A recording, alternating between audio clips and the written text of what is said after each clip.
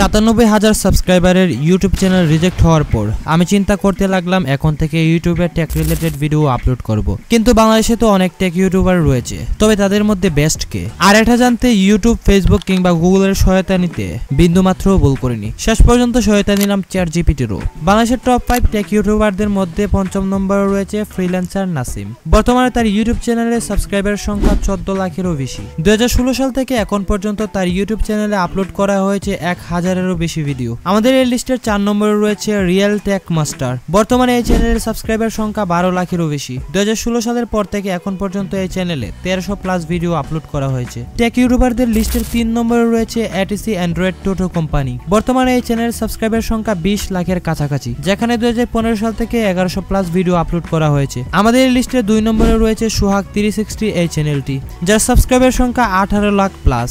2014 সালের পর থেকে এই চ্যানেলে আপলোড করা হয়েছে 700+ ভিডিও। বাংলাদেশের টেক ইউটিউবারদের মধ্যে জনপ্রিয় একজন সোহাগ। আমাদের রিসার্চের 1 নম্বরে যে টেক চ্যানেলটি সেটি হলো সেমজন। 2015 সালে জয়েন করা সেমজন সাবস্ক্রাইবার সংখ্যা 34 লাখ প্লাস, যা বাংলাদেশি টেক ইউটিউবারদের মধ্যে সবচেয়ে বেশি।